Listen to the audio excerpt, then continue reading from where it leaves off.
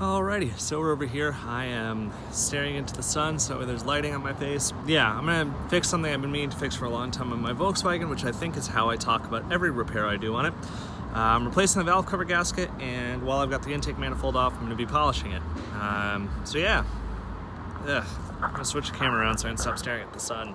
So yeah, first thing is I had to get some triple square sockets because, you know, why not make stuff triple square? What was wrong with Torx? Nothing.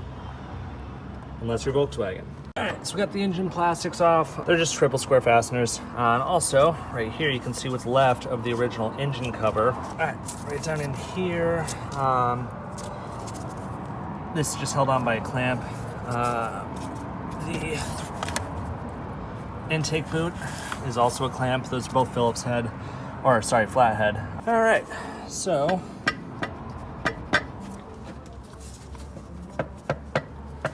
still got some stuff to take off, but with all these Allen headed bolts out, we're a lot closer. So right in here, there's another Allen headed bolt that attaches the intake manifold to there. You also have to unhook the throttle cable, which that's pretty self-explanatory. And now I'm going to disconnect these coolant lines, probably spill a whole bunch, and yeah, intake manifold's off. There we go, and that's the intake manifold off. Honestly, I never realized just how like narrow angle the VR6 is. I mean, I knew it was a narrow angle, but like I didn't know it was that narrow, you know? You know, just so nothing gets in there. Yeah, God, I can't get over how disgusting that is. Also, here's how you can tell if you have a 2.8 liter VR6 manifold or a 2.9 liter VR6 manifold. The 2.9, actually, all of this space gets utilized. What a lot of people do is they'll make 2.9 clone manifolds. Well, they'll cut this off and then just extend the metal out to here so that we don't have this big bottleneck in the intake. Alrighty, we're outside on my porch and we're gonna polish this intake manifold. This because, you know, don't breathe in aluminum, and this because I don't want to get aluminum on my shirt. Yeah, you can see this is kind of gross. That's really gross. I'm going to try to like degrease that real quick. But yeah, we're just going to start at 60 grit and work our way up to 2000. Okay, so this is a lot of work. This is just with 60 grit. And yeah, dear Lord, I'm going to be at this all night. All right. This is what we're looking at after 60 and 100 grit. Just, you know, a little update. All right, so here's what we're working with before polishing. It's a lot of work. I went up to 2000 grit. So yeah, let's make out the polish. See what we got. It's very smooth. All right, so this is what we've finalized up to. It is nowhere near perfect, but it's smooth and sort of polished. Could have come out better, but this is as good as I think I can get it, and I'm happy with it. Alrighty, so we're back at it. Took a couple days off because I was waiting for parts in the mail. So today we're gonna do valve cover gasket and go from there. Alright, so looking in here, these all feel nice and smooth. Yeah, I can't really see any like big issues. Doesn't actually look too bad in there. Of course, I could be completely wrong. I could have no idea what I'm talking about, but yeah, neat. Yeah, that valve cover gasket was like glued in there. Like it's still hard to get out. Man, I don't know if it's just my car, if it's all VR6s, but like I just cleaned a metric ton of disgusting goop. You can see like the remnants of it out of basically the PCV chamber. And Jesus, yeah, that was disgusting. All right, so got the valve cover back on. If you need to know how to do that, it's a bunch of 10s. Just unscrew them and take it off. And to put it back on, put it on and screw everything in. But yeah, cleaned up all these brass parts, cleaned up the grounds back here. Next, we're going to replace this intake elbow and this PCV valve because it's just disgusting in there. And we're also going to replace the ignition coil, just because, why not? So yeah, join me for that probably tomorrow. All right, so I may have gone a little cleaning happy. This was not silver before. So yeah, so I cleaned all that.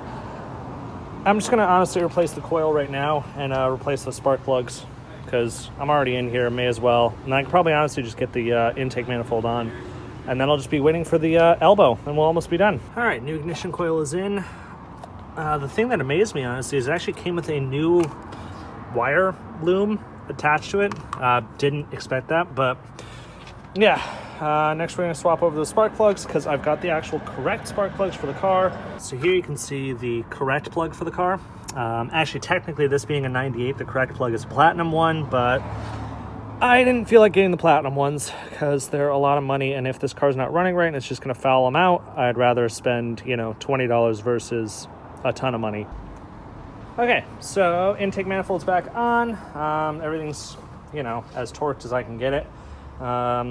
Yeah, it's actually looking pretty good with it all shiny-ish. I mean, shiny enough. And all of this nicely restored. It's looking good. Now we just gotta swap over all the plug wires, and tomorrow we'll get the intake elbow and we'll be good. All right, plug wires are in, all done till tomorrow. Alrighty, so today we're gonna install the final piece, which is this. It's a intake elbow from 42 Draft Designs. It also simplifies the PCV system, and I got the one that has the bung for the 1.8T intake air sensor. So yeah, we're gonna throw that on. Alrighty, so that's all in there. I had to do it all, you know, with both my hands, but yeah, there's vacuum line down here that goes to something. I don't know, I think it might be the charcoal canister. Don't know. There's, you know, big elbow here, much more simplified PCV system. And yeah, like I said, now I just got to do a little bit of wiring. So it'll be fun. All right, so wiring is extended, runs up along here and clips in under there. I did my best to make it so you can't really see it. And I did my best to make sure it was routed away from the exhaust manifold that's down there. But yeah, it's clipped in, plugged in, extended, all good. And yeah, let's see if she runs. Alrighty, moment of truth. Out of gear, clutch in.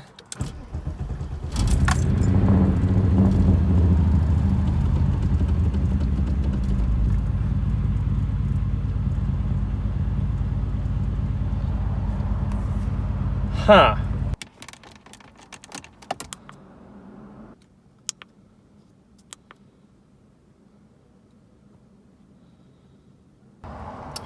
Well,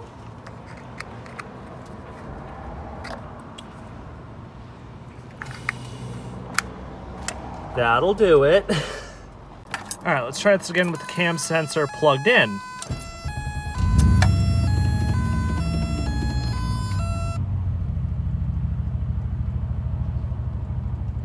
That's a lot better.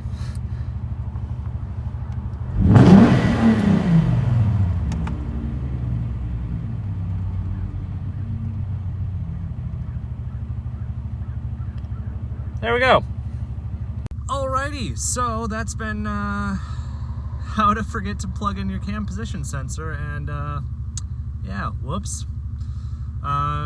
This video is kind of shot not the greatest. I'm kind of trying to get back into editing stuff and shooting videos, so yeah, I hope for next time I do a better job on editing, getting that all done. But for now, the Jetta is sort of better until the next time it breaks, and I've really got to learn to look at that camera. But yeah, so thanks for watching, and